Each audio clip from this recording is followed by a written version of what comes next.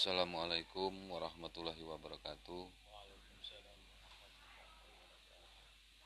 Alhamdulillah, alhamdulillahirabbil alamin.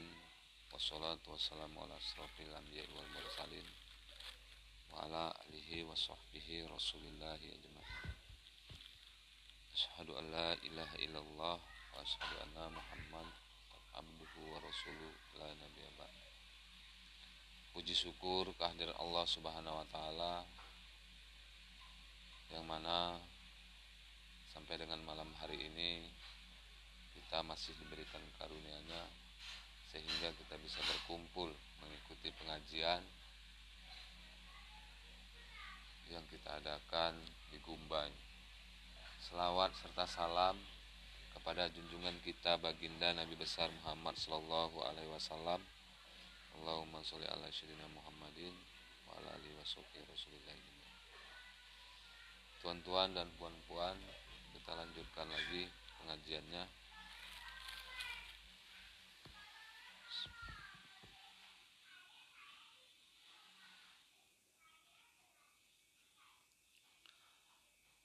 Apabila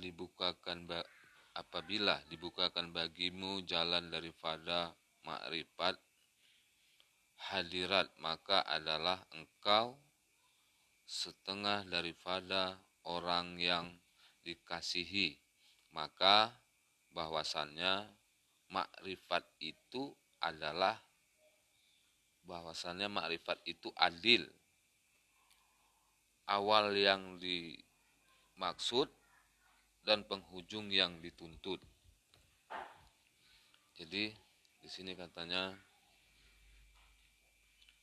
apabila Allah membukakan makrifat kita, ya, membukakan pengenalan kita kepada Allah Ta'ala, maka kita salah satu adalah orang yang dikasihi. Maka kalau Allah mengasihi terhadap diri kita, pasti Allah akan membukakan hati kita. Ini harapkan yang kita mohonkan kepada Allah Ta'ala. Kita sangat mengharapkan dengan kita berbuat, mengingat, berbuat, bagaimana hati kita tetap terjaga. Terjaga dari apa? Dari hal-hal yang di luar atau hal-hal nafsu yang ada pada diri. Nah, mengharapkan isi yang di hati kita ini adalah mengingat Allah, merasakan Allah. Supaya apa? Supaya petunjuk-petunjuk itu, wahyu akan datang, akan Allah berikan kepada kita. Bagi siapa? Bagi orang yang hatinya bersih, hatinya terus dia merasakan Allah, hatinya terus dia mengingat Allah.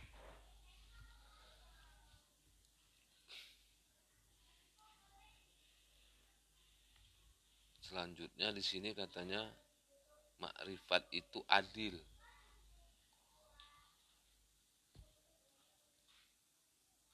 Awal yang dimaksud dan penghujung yang dituntut.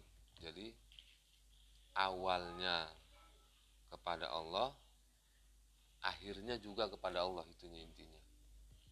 Maka apapun yang kita lakukan, kalau Tuan Guru bilang, semua yang terjadi pada diri kita itu kita bawa sebagai untuk pendekatan kita kepada Allah Ta'ala. Itu kita bawa sebagai jalan kita kepada Allah Ta'ala. Semuanya yang terjadi pada diri kita ini adalah jalan untuk menuju Allah Ta'ala. Cuman kan berat kalau yang terjadi pada diri kita itu kita anggap bisa kita menerimanya itu adalah jalan. Kalau yang pas dengan pemikiran kita, mungkin mudah kita menganggap, menerima bahwasannya semua itu adalah jalan. Tapi kalau yang tidak pas dengan kehendak dan keinginan kita, kan ini cukup sulit untuk menerima bahwasannya yang terjadi pada diri kita ini adalah jalan untuk pengenalan kita kepada Allah Ta'ala. Sementara kita harus terus dituntut untuk terus ingat kepada Allah Ta'ala dan buat. Bagaimana kita bisa menerima baik dan buruk versinya, kita tampung dengan perasaan yang sama. Tidak ada kita membeda-bedakan. Yang buruk kita terima dengan perasaan yang sama, yang baik juga kita terima dengan perasaan yang sama. Bukanlah hal yang suatu mudah ini tuan-tuan, untuk kita menerima yang terjadi ini dengan satu perasaan. Kalau kita tidak ingat Allah, tidak akan mampu kita untuk menerimanya kalau kita tidak mengingat Allah. Dengan kita mengingat Allah, maka kita akan bisa menerimanya. Akan mampu kita memandangnya, bahwasannya yang terjadi pada diri kita itu adalah perbuatan Allah dan jalan untuk pendekatan kita kepada Allah Ta'ala. Kuncinya kembali lagi kepada kita masing-masing. Semua sudah diberikan jalannya sendiri-sendiri. Terserah dengan cara apa tuan-tuan dan puan-puan, tinggal lagi dan keyakinan kita dan keseriusan kita. Kalau saya sendiri terkadang pun untuk menceritakan kepada Allah ini malu rasanya gitu. Saya ini tuan-tuan dan puan-puan saya malu rasanya. Terkadang saya di luar mudah kali untuk mengucapkan kebesaran Allah Ta'ala, tapi tidak mampu terkadang untuk membuatnya. Tak mampu untuk membuatnya. Tidak sepel antara cerita dengan perbuatan. Sementara yang dikatakan Allah itu nyata. Bukan nyata dalam cerita, tapi nyata dalam sikap dan perbuatan. Maka dikatakan, guru pernah katakan ke saya, harta Tuhan habis semua pun belum tentu Tuhan bisa sampai kepada Allah Ta'ala. Dia pernah katakan itu di Gumba ini waktu sama saya. Habis semua yang ada. Kalau kita disuruh patuh, berarti kita kan disuruh menghilangkan terus mengamalkan kuncinya patuh. Dia cerita ke saya, Tuhan saya begini saya bilang. Matuhinya. Nah, nyatalah memang untuk mematuhi yang perintah dari dia itu berat. Karena yang namanya benar-benar perintah itu pasti tidak pas dengan selera kita. Kalau perintah yang pas dengan selera kita, yang ada pun bisa kita kasihkan semua. Tapi bagaimana kita mematuhi yang memang tidak pas dengan kehendak dan keinginan kita. Maka kita kepada Allah disuruh untuk menghilangkan kehendak dan keinginan. Karena itu adalah lapisan penghalang kita kepada Allah Ta'ala. Disuruh kita berserah diri, berpasrah diri. Macam mana yang dikatakan berserah diri? Bagaimana yang dikatakan pasrah? Apakah kita bisa katakan, ya Allah aku berserah diri kepadamu, aku berpasrah kepadamu? Kalau itu mungkin anak-anak kita pun lebih lincah mengucapkannya gitu. Tapi bagaimana kita berpasrah? Perasaan kita, kehendak dan keinginan kita ini kita pasrahkan kepada Allah Ta'ala. Yang seperti dikatakan,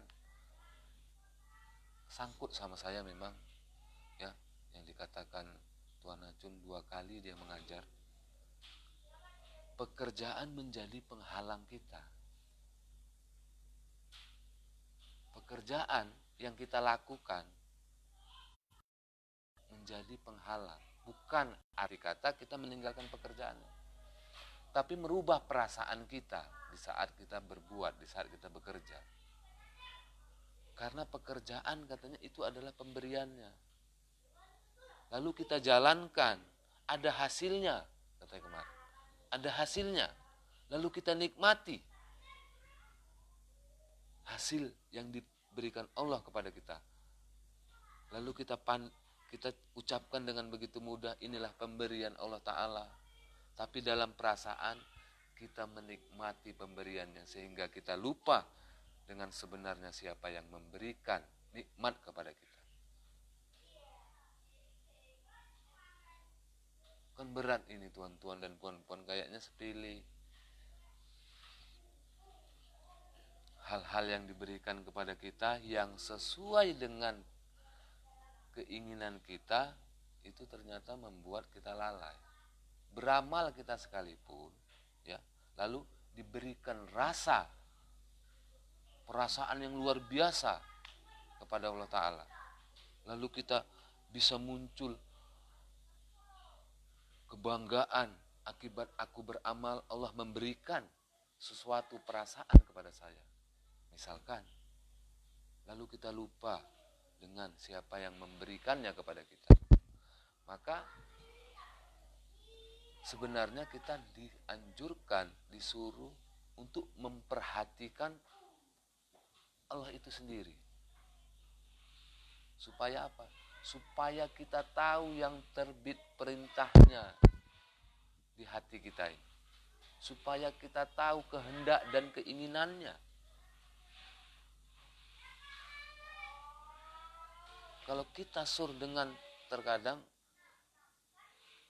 dengan keinginan kita sendiri, pasti kita akan tidak kelihatan perintah kehendak Allah itu sendiri. Pasti yang kita dulukan ajang kita. Pasti yang kita dulukan pasti ajang kita. Bagaimana kita mendahulukan apa yang menjadi ketentuan Allah, apa yang menjadi perintah Allah. Baik sekalipun, ya, atau buruk sekalipun. Bagaimana kita melangkah untuk bisa berbuat seperti itu. Maka tuan-tuan dan puan-puan, sebenarnya kembali lagi dengan niat dan keseriusan kita. Niat yang ada di hati kita. Kalau niat kita kuat, terus kita bisa berusaha membersihkan hati kita dari hal-hal yang lain, dari hal-hal yang di dalam diri, keinginan, atau yang di luar diri. Kan banyak ini tuan-tuan dan puan-puan, banyak.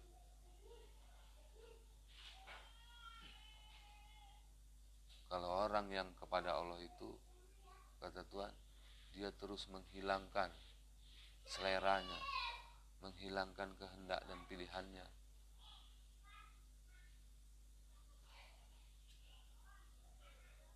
Berat kalau menurut saya itu. Kalau menurut saya tuan-tuan dan puan-puannya, kalau kita tidak ingat Allah, kalau terus tidak kita dalami, kita lazimi, kita kan bisa tahu nih, yang kita lakukan itu seperti apa, yang kita kerjakan itu seperti apa. Apakah memang ada di situ memang keinginan kita, atau kita berusaha terus walaupun ada keinginan kita tapi kita nafikan, kita terus berusaha memandang itu adalah perbuatan Allah. Maka dia tidak jauh, tidak ada dia di luar diri. Maka dikatakan Allah dan Rasulnya itu adalah di dalam diri kita. Ada Allah dan Rasulnya di dalam diri, sehingga kita bisa duduk, ya, kita bisa berbuat apa di sini. Tapi yang jadi masalah yang kita lakukan ini adalah kita rasakan diri kita. Sementara kalau dia tidak ada di dalam diri ini, tidak ada di hati sanubari kita, maka kita tidak akan bisa berkumpul di sini. Kita tidak akan bisa, saya tidak bisa cerita, Tuhan juga tidak bisa duduk dan mendengar. Jadi bagaimana yang terjadi ini bisa kita pandang itu adalah kita rasakan itu adalah perbuatannya Allah. Bagaimana kita bisa untuk melazimi itu saja kalau menurut saya. Tuan-tuan dan tuan-tuan yang di sini punya kegiatannya masing-masing, punya halnya masing-masing. Masing-masing hal yang berbeda-beda ini.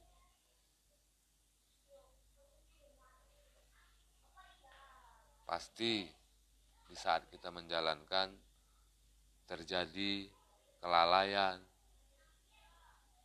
perasaan kita kepada Allah. Bagaimana kita terus untuk kembali irji'i supaya terus tetap hati kita terjaga.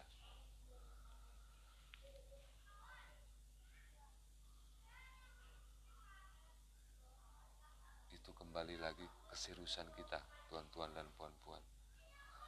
Entah kenapa agak berat saya menceritakan untuk tentang Allah ini.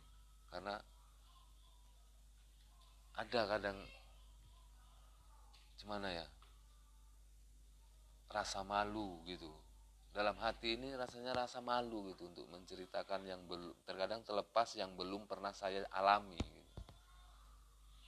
Saya masih tahu cerita, tapi sudah saya cerita, sudah saya sampaikan. Memang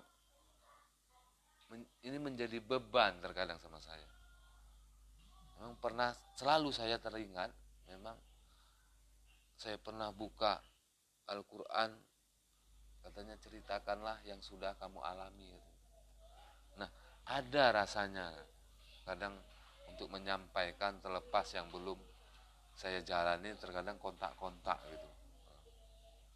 Malu gitu, rasanya malu. Saya dulu kadang cerita kepada Tuan Guru, saya ingin kepada Allah aja Tuan, tidak ingin yang lain-lain. Sekali-sekali diberikan kesulitan, untuk di rumah pun terkadang tidak ada. Kenapa? Kok masih mengeluh gitu. Kadang malu gitu. Sementara kalau orang yang kepada Allah itu disuruh kita itu memandang bahwasannya itu dari Allah Ta'ala.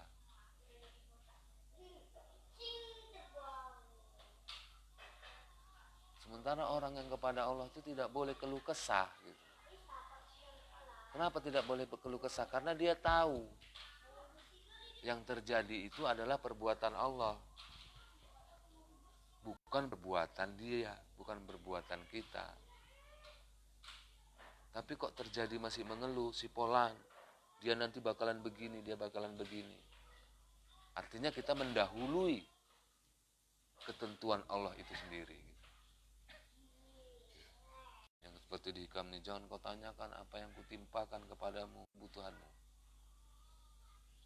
Tapi saya sendiri di saat terjadi kesulitan, ya mengeluh gitu. Sebenarnya orang yang kepada Allah itu disuruh kita menerima, walaupun masih selemak lah cerita kasar yang nerimanya. Tapi terus dilazimi untuk menerima itu. Terus dalam perasaan ini terus kita pandang itu adalah perbuatannya. Gitu. Maka ada bedanya dianya. Beda apa? Orang yang beramal diam dengan orang yang beramal berbuat pasti akan beda. Pasti akan berbeda. Terjadi pasti di situ perbedaannya.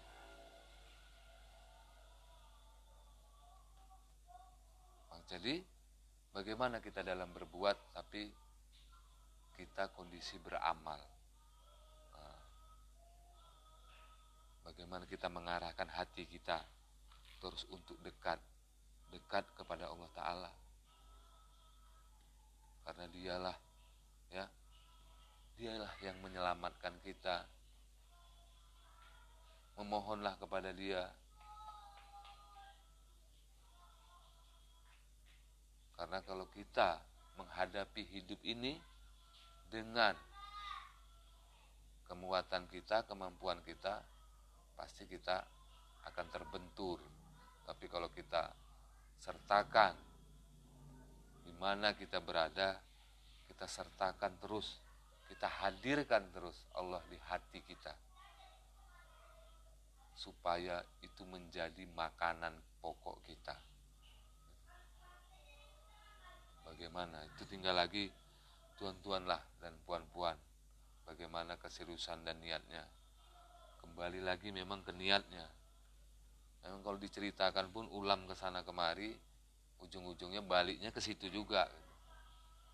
Kenapa harus diceritakan? Karena bagi akal kita ada penilaian. Akal kita butuh penjelasan, nafsu kita butuh keterangan. Makanya dikasih terkadang sama Tuan Guru penjelasan. Sebenarnya kalau sudah diturunkan, amalkan caranya, patuh ngabdi kepada guru dan orang tua, habis sebenarnya. Udah itu aja tuh kita jalani. Apa yang terjadi pada perasaan kita sampaikan, kita laporkan. Mungkin itu saja tuan-tuan dan puan-puan. Saya mohon maaf apabila penyampaian saya tidak berkenan di hati tuan-tuan dan pemikiran tuan-tuan dan puan. Akhirul kalam, wabillahi taufiq wal hidayah. Assalamualaikum warahmatullahi wabarakatuh.